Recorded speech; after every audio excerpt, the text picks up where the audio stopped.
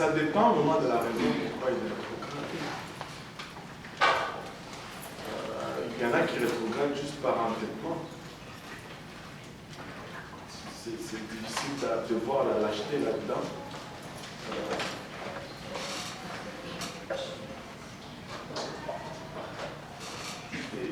Donc, même un lâche. Et regarde, cette liste, moi, ça m'interpelle beaucoup. Il dit, le meurtrier. Quand on dit le meurtrier, tout le monde dit, bah ouais, ça se comprend. Mais quand il dit, les menteurs, wow.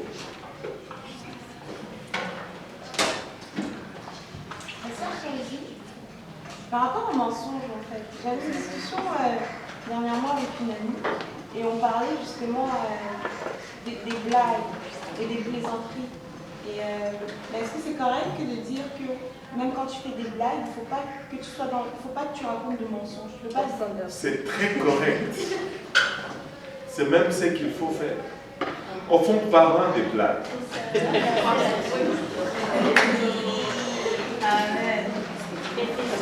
Arrêtez. Arrêtez. Parce que, écoutez, c'est bon de rire. Mais il ne faut jamais rire aux dépens de quelqu'un d'autre. Les blagues ne doivent pas être pour... Il faut jamais minimiser quelqu'un dans une blague. Il ne faut jamais réduire quelqu'un. Il ne faut pas faire des blagues qui ont des connotations négatives. Ce ne sont pas des blagues, ce sont des déclarations de fait. C'est pas bon, c'est pas gentil. Et il ne faut pas non plus profiter des blagues pour faire passer des messages. Ça prête à confusion. Il faut... Moi, j'aime les blagues comme les docteurs Geezer. Amen.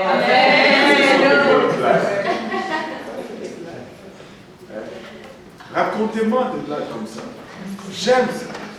Mais quand c'est une blague au sujet de Stéphane, c'est pas bon. Parce qu'il va sortir là-dedans lésé. Même s'il rit, c'est un rire jaune.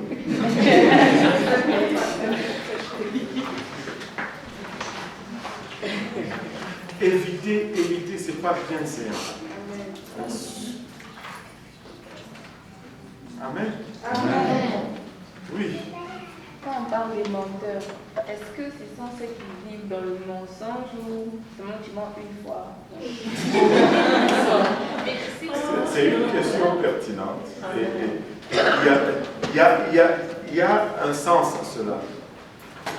Laissez-moi vous faire voir, vous qui avez rigolé là. Regardez.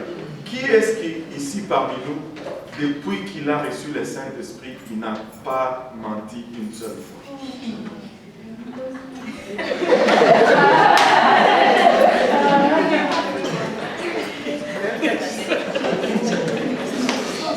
Depuis que tu as été baptisé, je ne te vois pas, je fais ça.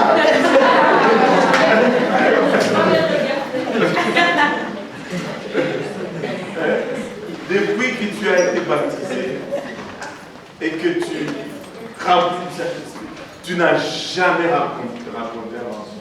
Bon, ok, je vais renverser la question. Depuis que tu as été baptisé, qui a déjà raconté un mensonge depuis qu'il a été baptisé rempli du Saint-Esprit? Car d'hypocrite. Levez vos mains.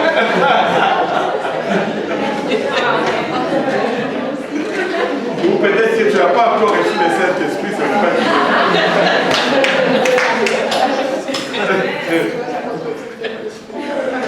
Mais non. Quand ils disent le menteur, ok, bon, il ne faut pas, ce que je veux faire ici, je ne veux pas que vous commencez à justifier les choses. Parce que quand tu commences à justifier les choses, tu n'as pas un esprit de repentance. Au fait, très souvent, tu sais que quelqu'un se répand quand il arrête de se justifier. Amen. Du temps que tu te justifies, il n'y a pas de repentance. Et dites-vous cela. Parce que quand on se répand, c'est parce qu'il n'y a pas de justification, on reconnaît. Mais quand on justifie, c'est parce qu'on ne reconnaît pas. Maintenant, tu peux être là, genre,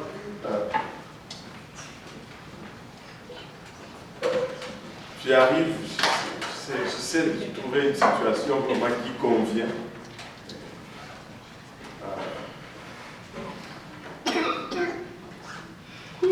C'est difficile à trouver.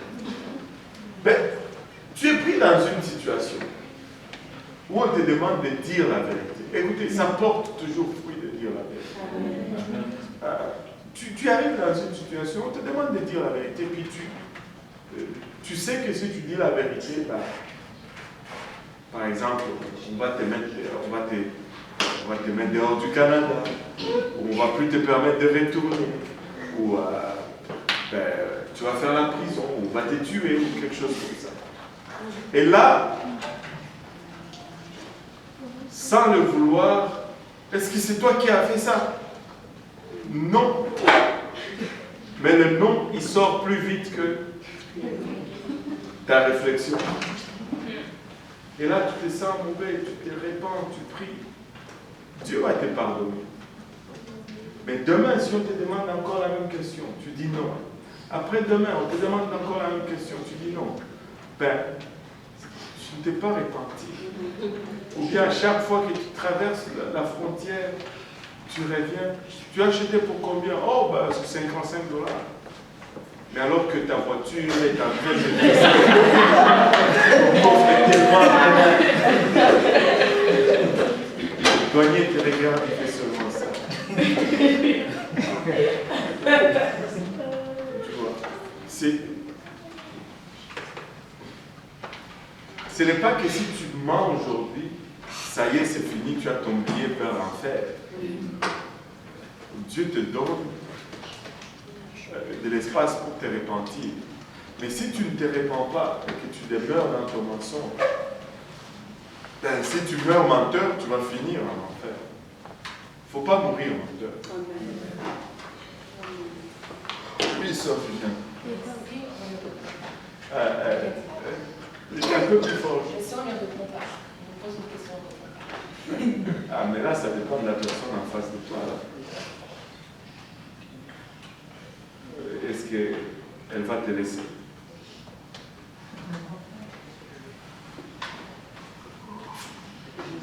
Ou efficace? Si tu réponds par la foi.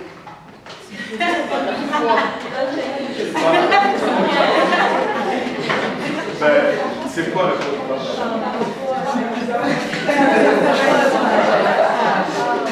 Tu dis la vérité par la foi? Tu dis le mensonge par la foi? Tu ne peux pas dire le mensonge par la foi.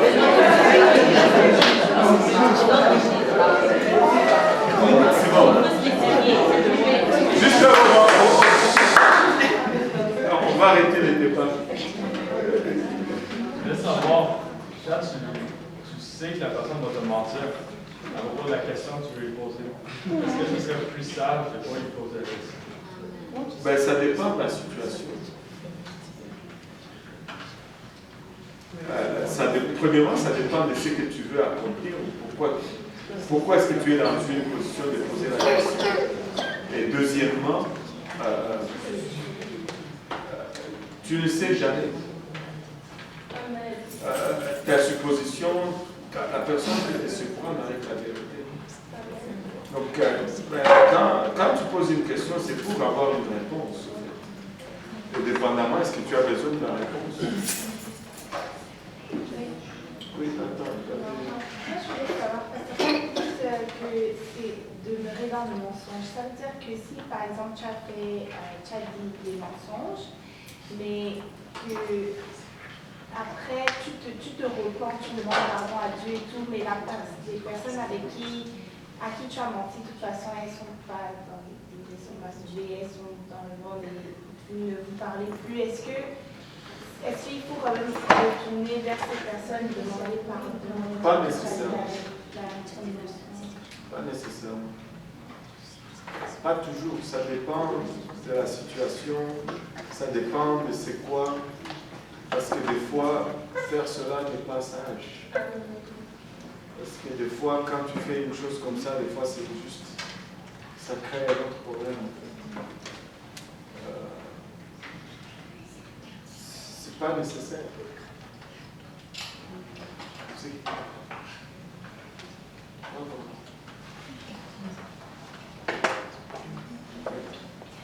Et si la personne subit quelque chose par rapport à cela, je pense que là, il faut corriger.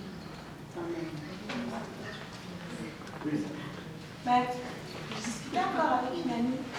Tu as plein d'amis. Oui, moi j'ai beaucoup. Et je discutais avec une amie, justement, à propos du mensonge. Et je lui disais que moi, je sais qu'avant, je n'aimais pas les gens. Je n'aimais pas les gens, je souriais avec les gens, mais je ne les aimais pas d'un amour à moi. Alors, non, j'ai dit avant. Vas-y, continue. Alors, ce que je lui disais, c'est que moi, quand je suis venue te voir, en te disant que je n'aimais pas les gens et que j'avais du mal à aimer, tu m'as dit de dire à ces gens, quand je vois qu'il y a un sentiment négatif qui se crée, d'aller vers cette personne et de lui témoigner de l'amour, comme de l'embrasser ou alors de lui dire un je t'aime. Et cette personne, et cette amie me disait donc c'est mentir que de dire ça. Et je lui disais non, mais c'était appeler les choses à la réalité, mais c'est mentir. D'abord, le concept de dire je n'aime pas les gens, c'est un concept hors biblique. Je ne suis pas en train de dire que c'est la lune de miel avec tout le monde. Loin de là. Mais ne pas aimer, c'est fort. Je ne vois pas ta place pour cela dans la Bible, en fait, dans ta marche chrétienne. En fait. Tu peux peut-être être un peu moins enclin à passer du temps avec, mais ne pas aimer, c'est-à-dire, c'est Dieu nous dit aimez vos ennemis. C'est comme quand tu détestes quelqu'un parce que la personne t'a fait du mal, mais c'est pas vraiment détester, mais c'est comme... c'est ça, parce que c'est ça. S'il y a un précédent, alors il faut adresser le précédent. C'est parce que quand tu me dis ne pas aimer les gens, moi, dans ma tête, c'est comme, je ne vous connais pas, mais en tout cas, je ne vous aime pas. C'est un peu, c'est dur. C'est dur. Donc, peut-être c'est autre chose que tu exprimes, c'est dur. Maintenant, quand tu es en Christ et que il y a un froid, s'il n'y a pas une affection naturelle avec quelqu'un, il faut les développer. Il faut les développer. Il faut les développer. Il faut prier, commencer par prier pour la personne. C'est la personne que tu dis, celle-là avec moi, ça commence par prier pour elle. Et Dieu va commencer à changer tes sentiments vis-à-vis d'elle.